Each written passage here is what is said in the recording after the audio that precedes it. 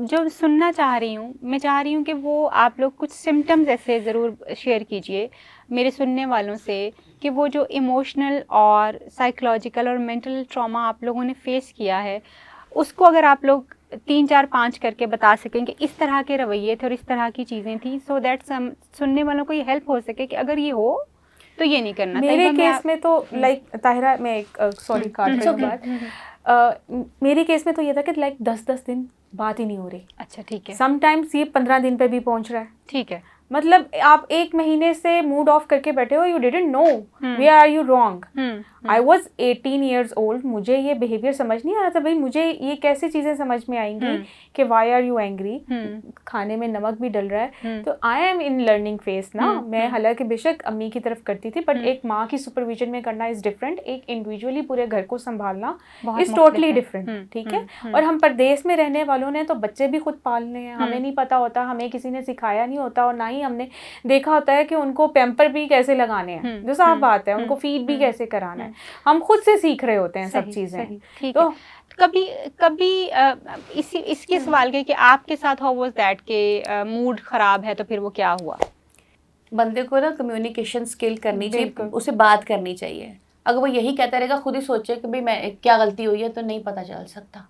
और मैं खुद ही सोच के मतलब 100 चीज़ें सोची हैं, क्या पता मैंने कितना मेरे ब्रेन स्टॉर्मिंग हो गई, तो मुझे नहीं पता लग रहा, तो आप मुझे बता दो ना, लेकिन वो नहीं बता रहे। ये चीज़ बहुत लैक करती है कि जब तक एक बंदे को पता नहीं है ना कि मैंने बीवी को मैनेज कैसे करना है, उसकी शादी नहीं करनी चाहिए। उसे कम्युनिकेट करना और अंडरस्टैंडिंग नहीं, उसकी शादी नहीं करनी चाहिए। कह देते हैं घर वाले फिजिकल नीड हो गई है, बच्चा जवान हो गया, इधर उधर जाएगा, इसकी शादी कर दो, घर में रहेगा। वो चीज़ें समझो कि पहले उसे मेंटली इतना स्ट्रॉन्ग कर दो कि वो शादी के काबिल हो जाए। मेंटली मैच्योर कर दें, मेंटली मैच्योर करे, उसको डील करना तो सिखाओ एक औरत के साथ।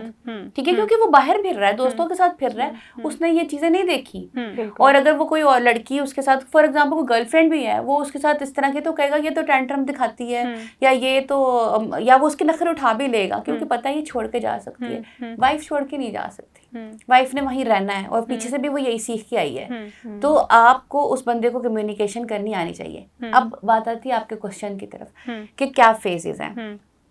अच्छा, शादी से पहले एटलीस्ट आप और लड़की के पेरेंट्स को भी थोड़ा सा एनालाइज कर लेना चाहिए कि क्या कंपैटिबिलिटी बन रही है।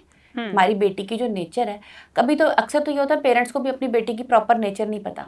आप उन्हें एक्वेंट तो होने दो। वो अगर आपकी बेटी ग्रीन सिग्नल देती है कि हाँ ये मैं एक्सेप्ट करती हूँ, मैं उसके साथ खुश रहती हूँ, वी हैव गुड टाइम, और टाइम का पता ही नहीं चलता उसके साथ, देन मूव फॉरवर्ड। ठीक है, फिर ना चीज़ें अच्छे तरीके से चलेंगी। जब रिलेशनशिप की बात आती है, तो मेरे रिलेशनशिप में मुझे ऐसा होता था कि मैंने कुछ कभी कभी मुझे इतना इम्पोर्टेंट फील किया जाता था, मैं मतलब I used to feel so much important कि हर चीज़ का मशवरा मुझसे होता था।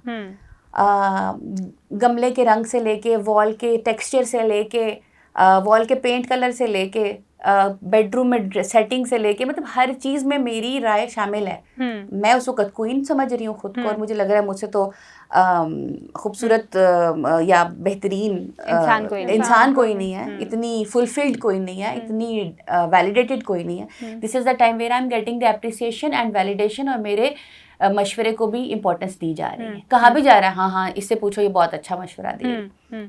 और उसके after certain period of time, may be 10 days और 20 days, अचानक से मेरी ही जब मुझे ऐसे लग गया कि मैं मशवरा दे सकती हूँ, जहाँ मैंने मशवरा दिया तो उसको अनवैलिडेट कर दिया, या उसका मजाक उड़ा दिया, या कहा यार ये क्या बात हो गई, हालांकि मुझे पता है मैं ठीक कह रही हूँ उस टाइम पे।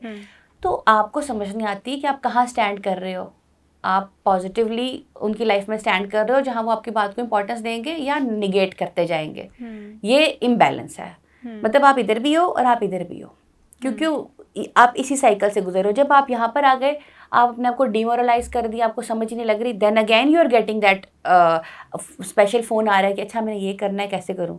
फिर आप स्टेबल नहीं हो रहे, इंस्टेबिलिटी हाँ आप स्टेबल नहीं हो रहे, आप ऊपर जा रहे हो और आप नीचे जा रहे हो। इसमें आप अपने इमोशन को सस्टेन नहीं कर सकते। You can not gate 100% happiness, you can not get depressed. आप एक पेंडुलम की तरह, बस कभी आप ब्लैंक हो आसमान रहे पे हो और कभी आप जमीन पे हैं, यू आर नॉट इवन, आपको अपनी जगह का ही नहीं तय्युन हो रहा कि वेयर डू आई स्टैंड, ठीक है, और आखिरी दिन तक आपको नहीं पता कि वेयर डू आई स्टैंड। ठीक हो गया।